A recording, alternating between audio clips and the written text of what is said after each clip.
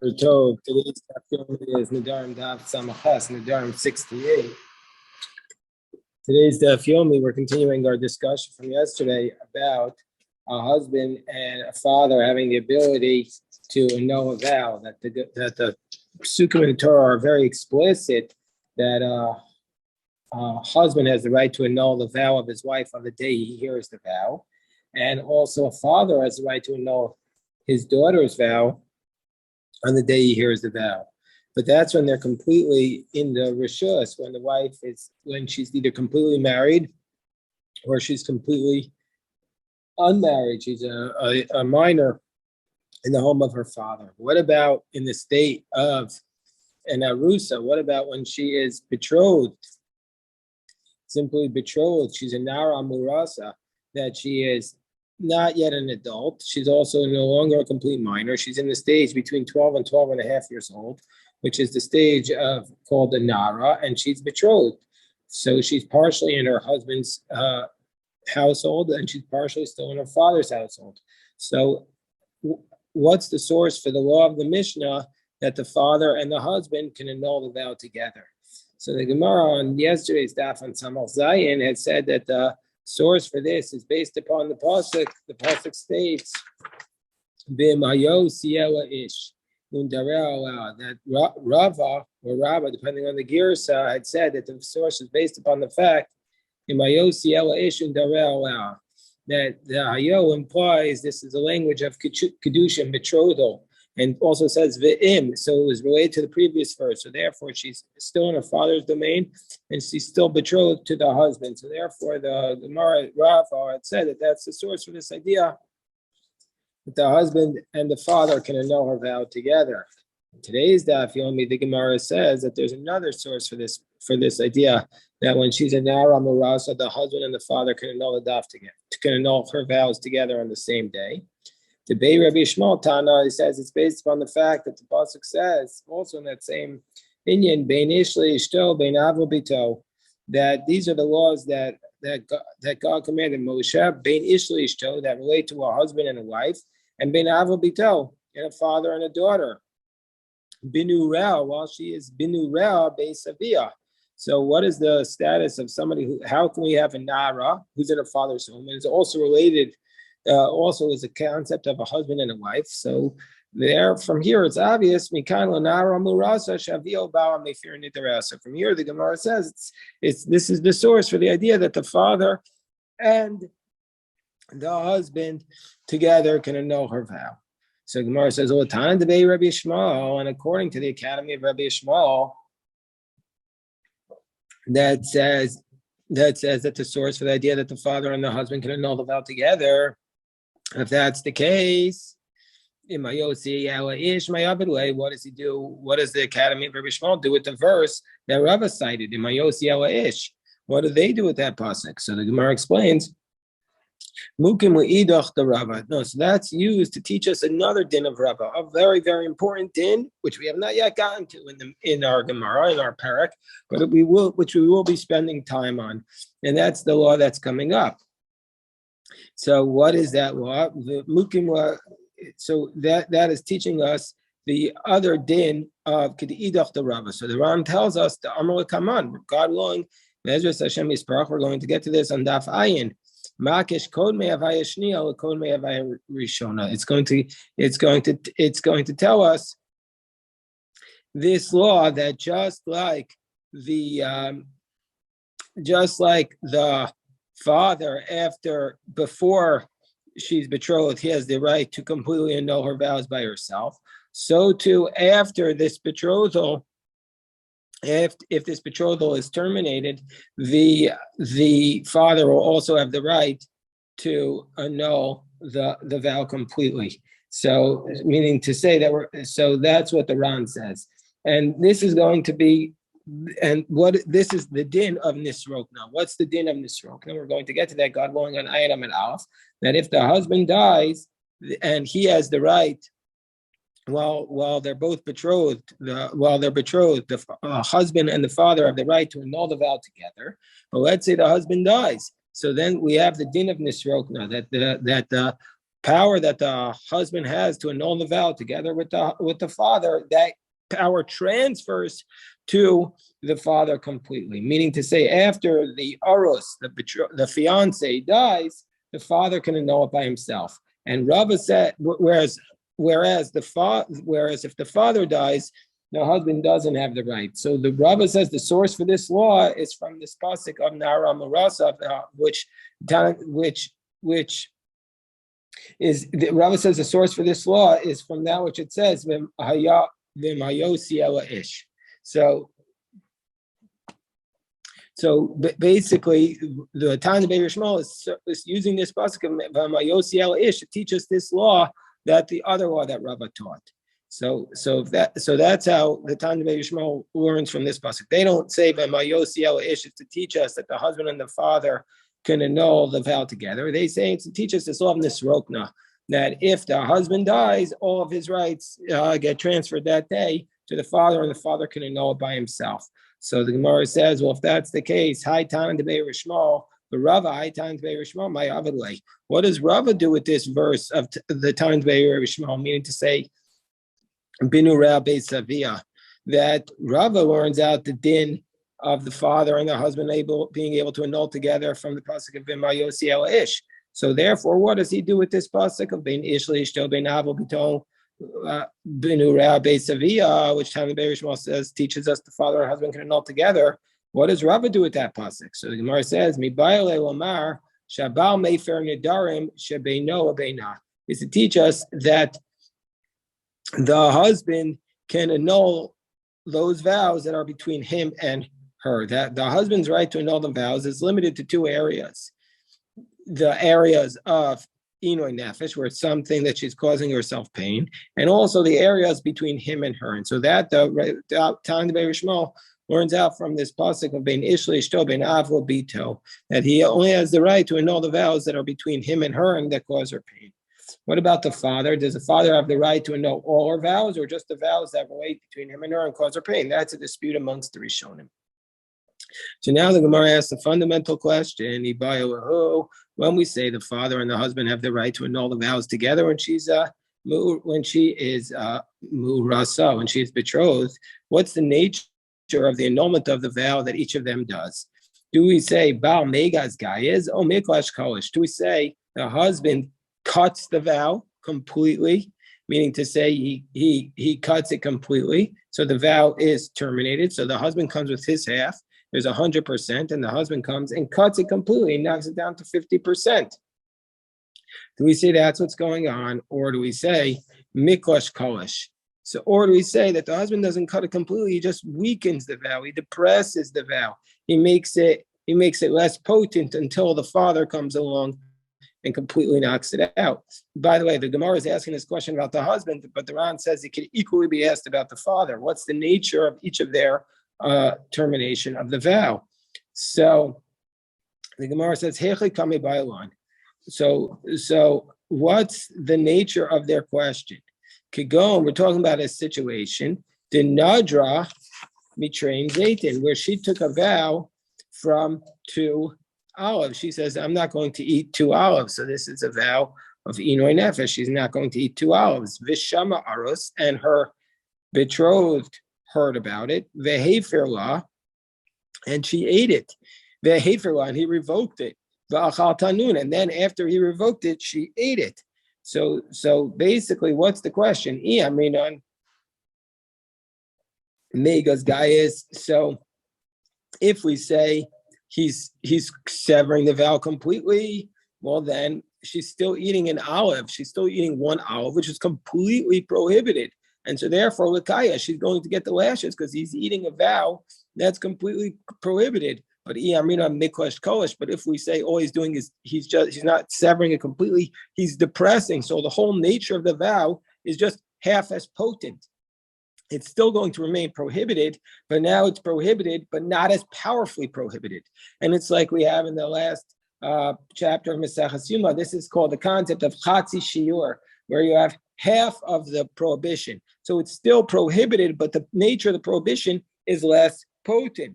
So because guy is Likaya, if we're going to say she gets lashes, if we're saying he just cuts it in half, then he's still eating a completely prohibited, she's still eating a completely prohibited olive, and she gets lashes.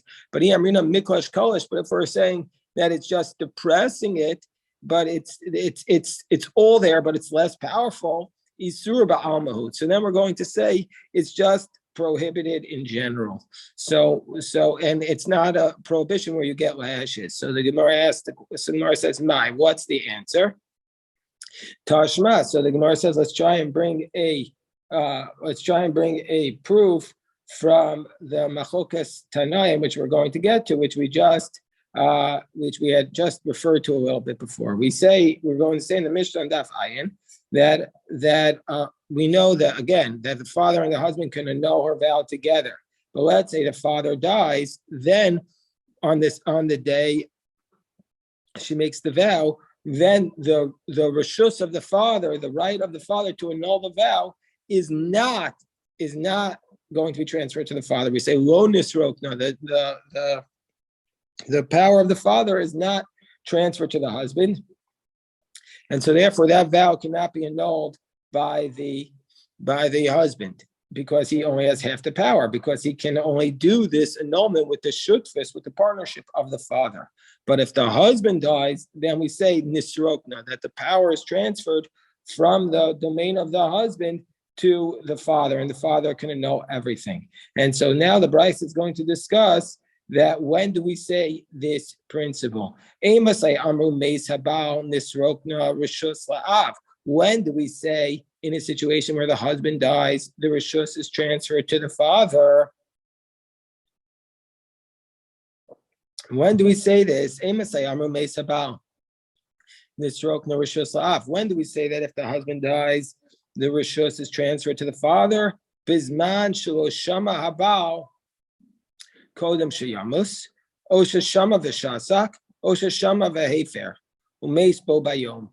So when do we say this? We say this, we'll go slowly with understanding all these cases. So we say either in a circumstance, when do we say that if the husband dies, the reshus is transferred to the father? In three circumstances. One, in a circumstance where the husband did not hear about it before he died, meaning to say he died and he didn't know about it. So he has no concept. And then he dies, and the father now has the right to know everything.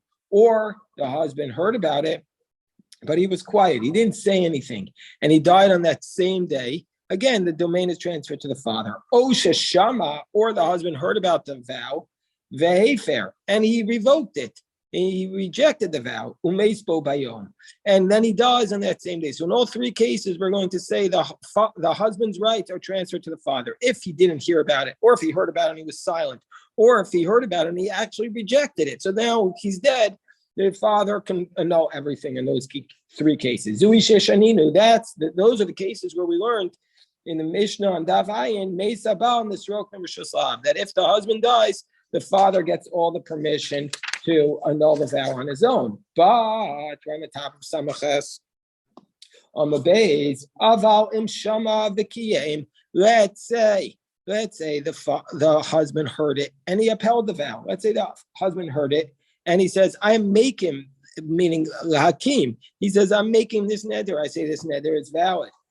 Oh, Shashama Vishasak Umais Biyom Shal Achrav. Or let's say he heard about the vow that day. He said nothing, and now the next day he dies. So he lost his rights really to annul it after one day. The husband can only annul it on that same day. So in the first case, in the first scenario, he upheld it. He actually upheld the vow. Again, he lost his right to annul the vow now. Number two, he heard about it and was quiet for a full day.